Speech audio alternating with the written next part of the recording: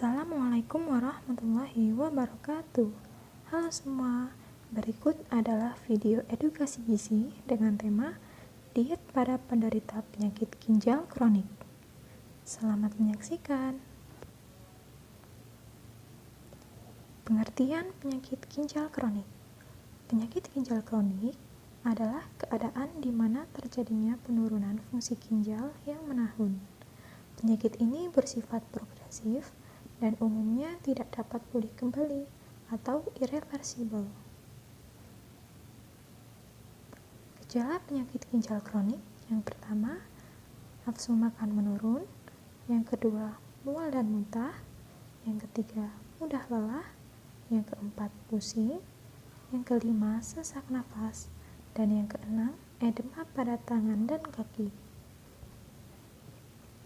Faktor risiko penyakit ginjal kronik diantaranya keturunan, penyakit diabetes mellitus, penyakit hipertensi, infeksi pada ginjal, batu ginjal, pola hidup yang tidak baik, dan pola makan yang tidak sehat. Agar kondisi ginjal tidak semakin parah, perlu dilakukan diet khusus bagi penderita penyakit ginjal kronik. Diet tersebut diberi nama dengan diet rendah protein. Lalu, apa tujuan dari diet rendah protein? Tujuan dari diet rendah protein yang pertama, mencapai dan mempertahankan status gizi optimal dengan memperhitungkan sisa fungsi ginjal agar tidak memberatkan kerja ginjal. Yang kedua, mencegah dan menurunkan kadar ureum darah yang tinggi atau uremia. Yang ketiga, mengatur keseimbangan cairan dan elektrolit.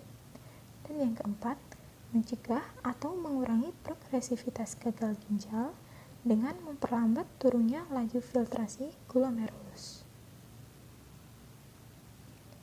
Bagaimanakah dengan syarat dietnya?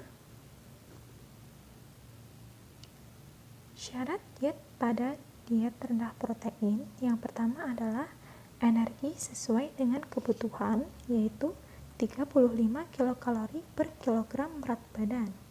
Karena apabila energi diberikan berlebihan, akan meningkatkan berat badan yang dapat menyebabkan overweight.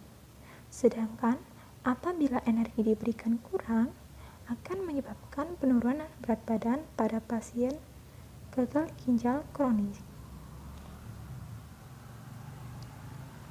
Syarat yang kedua adalah protein rendah, yaitu 0,6 sampai 0,75 gram per kilogram berat badan.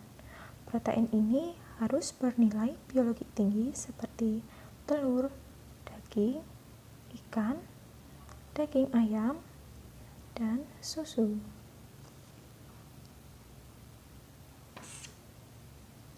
Syarat yang selanjutnya adalah lemak cukup, yaitu 20-30% dari kebutuhan energi. Lemak yang diberikan diutamakan lemak tidak jenuh ganda seperti minyak jagung, minyak kelapa sawit, minyak kedelai, margarin, dan mentega. Syarat selanjutnya adalah karbohidrat cukup, yaitu energi total dikurangi energi yang berasal dari protein ditambah energi yang berasal dari lemak.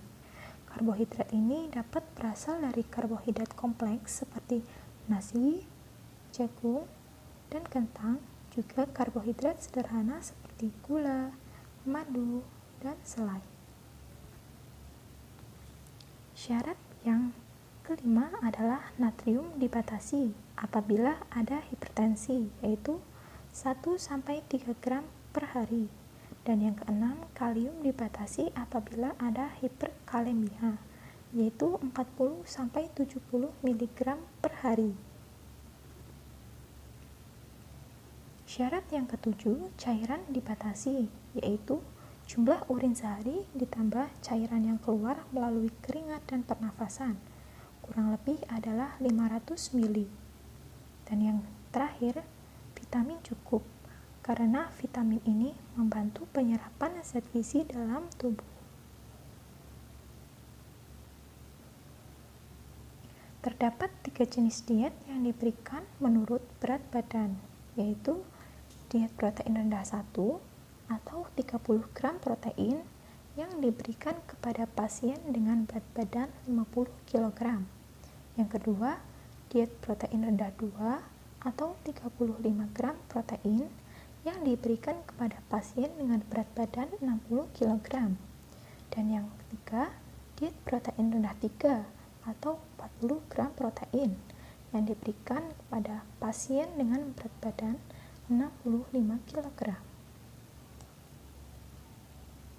Namun, karena kebutuhan gizi pasien penyakit ginjal kronik sangat bergantung kepada keadaan dan berat badan perorangan, maka jumlah protein yang diberikan dapat lebih tinggi atau lebih rendah daripada standar diet protein sebelumnya.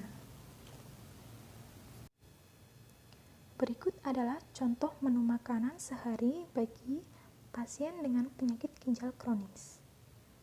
Yang pertama, di pagi hari dapat mengonsumsi nasi, telur ceplok, cah brokoli, dan juga teh manis. Di selingan, ada kue rendah protein dengan madu.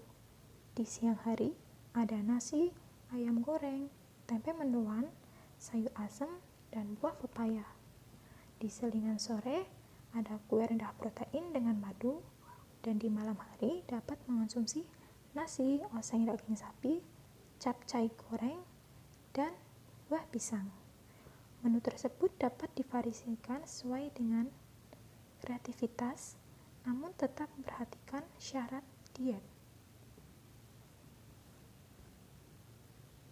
Selain pengaturan makan dan syarat diet, pasien dengan gagal ginjal kronik juga harus perhatikan pola hidup bersih dan sehat.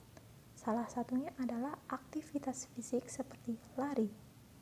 Namun, di era pandemi sekarang, aktivitas fisik harus memperhatikan protokol kesehatan seperti memakai masker, jaga jarak, dan selalu cuci tangan sebelum dan sesudah melakukan aktivitas fisik. Baik, sekian video dari saya. Kurang lebihnya mohon maaf apabila ada kesalahan, dan terima kasih. Wassalamualaikum warahmatullahi wabarakatuh.